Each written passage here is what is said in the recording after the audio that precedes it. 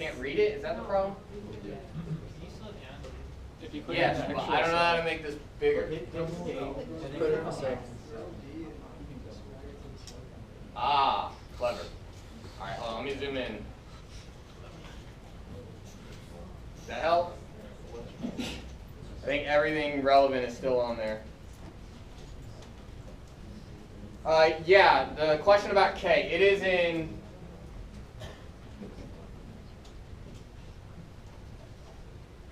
Yeah, we have the units wrong anyway.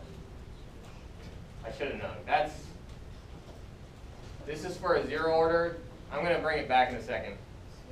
The units that we have is liters per mole per minute. So it is already in minutes.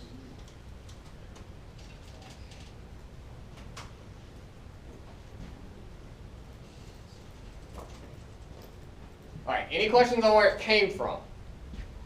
I get you guys want to copy it in. I'm fine waiting. I just want to make sure that we know where it came from. Okay. Zero order? No, it's first order, so we had the wrong rate constant. We had the wrong formulas for the rate constant. This is correct, because by the time you multiply it by a concentration, it'll give you inverse minutes, which is what you want for a frequency. You want an inverse time. You also have the dollar sign. I know. I just haven't done the dollar signs yet. Okay, so no, that's a good segue. What is it that's not changing? I did this on purpose. I always do it on purpose. It's everything in column I. So that means I don't have to look at all of these. If I see an I click on it, I hit F4. That's it. Everything else, I want it to automatically update. In other words, I want it to move down as I drag down. So it's going to grab the previous temperature conversion rate constant. It doesn't grab the first one. It only grabs the previous one.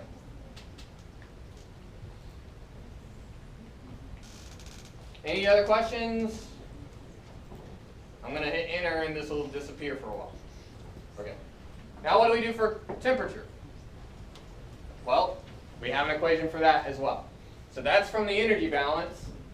And that reads, there's one more thing we didn't put on here, which is delta H reaction, which is given in joules per mole. And I think the value is 80,000.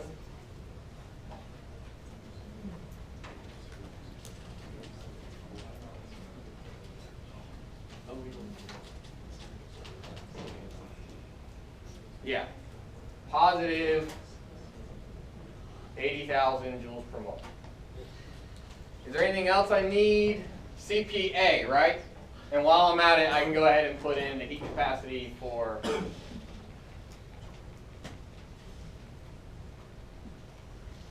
the inert. And both of these are in joule per mole Kelvin. A was 170, the inert 200. I think that's all I need. The other thing that's in this formula, which is partially obstructed, is the conversion, the initial temperature, and that's it. So this is equal to the delta H of reaction times the previous conversion plus the heat capacity of A times the initial temperature, and this whole thing is divided by the heat capacity of A.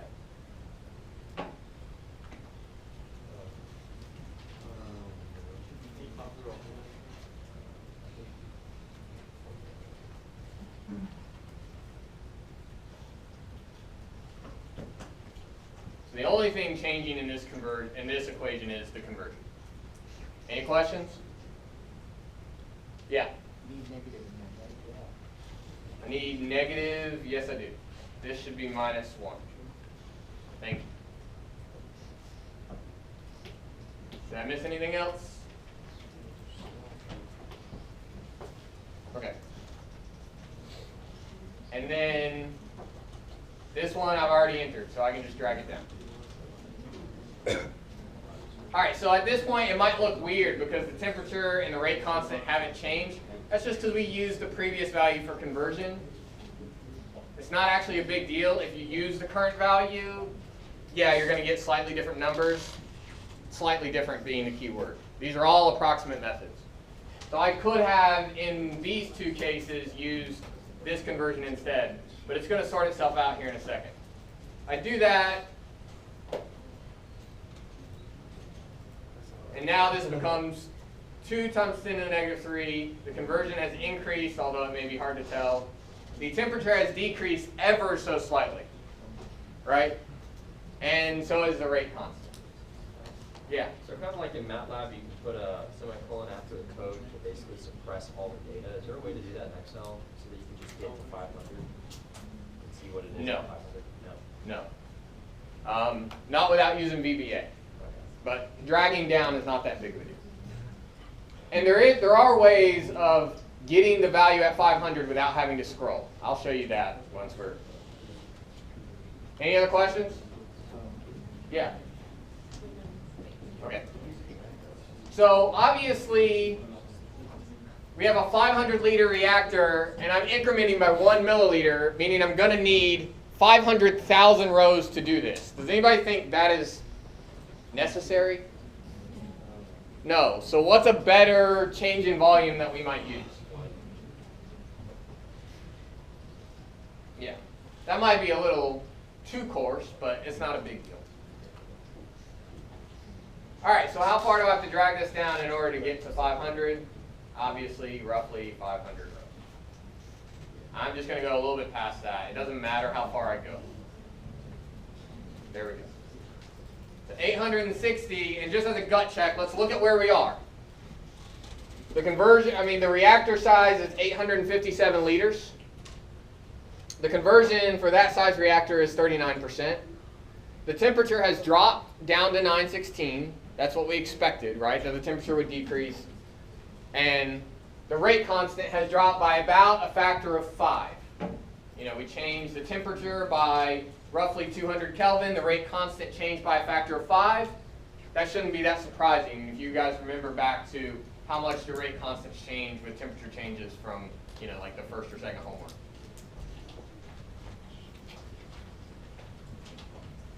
All right, now obviously I blew right past 500, right? And the other thing that you might notice is it's asking us for profiles of temperature and conversion. So we want to make a plot, obviously. So for the plot, it doesn't matter if you stop at 500 or not. I mean, you can. So we can do that if you want to stop. But another thing that we'll do just real quickly is I'm just going to put conversion at 500 liters. And there's a formula that is perhaps useful called VLOOKUP.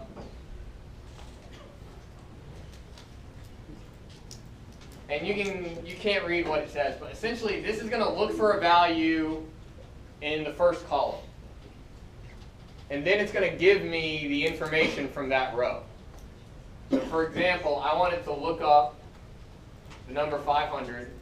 I want it to look inside this table. And I want it to give back to me the second column, B. So I put a 2 in because that's the second column.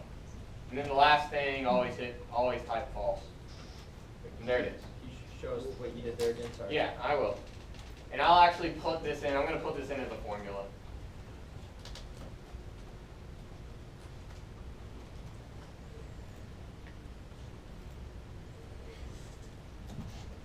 Let me scroll over. There we go. So it's looking up a number in this table. A through D is the table. What number is it looking up? H12, which is 500. 2 means which column do you want from this table? It's going to find the correct row. What column do you want? So 2 is the conversion. That's B. I know we scrolled over. I could also ask for the temperature, so that would be 3. I could ask for the rate constant. That would be 4. The last thing is just, it tries to do some fancy lookup method that always fails, so you just have to type false in every time you use it. The people at Microsoft don't respond to hate mail.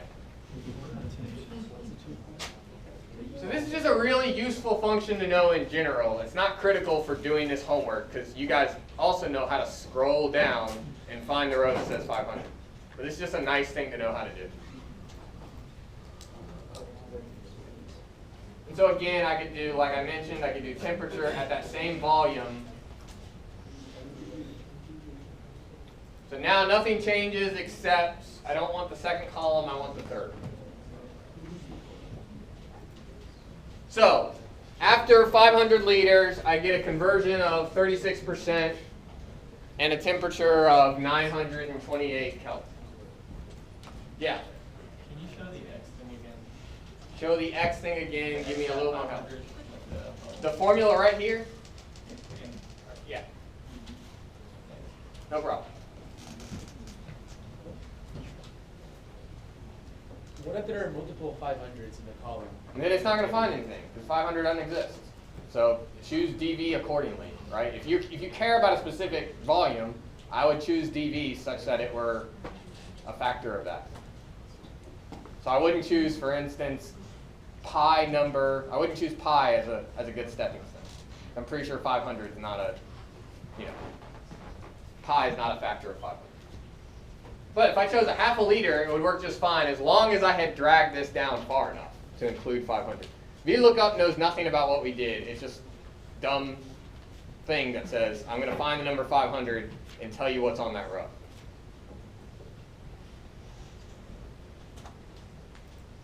And again, not really necessary. I can scroll down here to 500 and delete everything that's after. And I'll do that just for the sake of making these plots that we're going to make more consistent. We'll actually have our plot stop at 500. There's no reason for them to, except that this is a 500 liter reactor, right? If this was a 1,000 liter reactor, we wouldn't do anything differently. We would have just drug this down further. That's it. So to make a plot, just a couple of little quick things. I'm just going to select everything.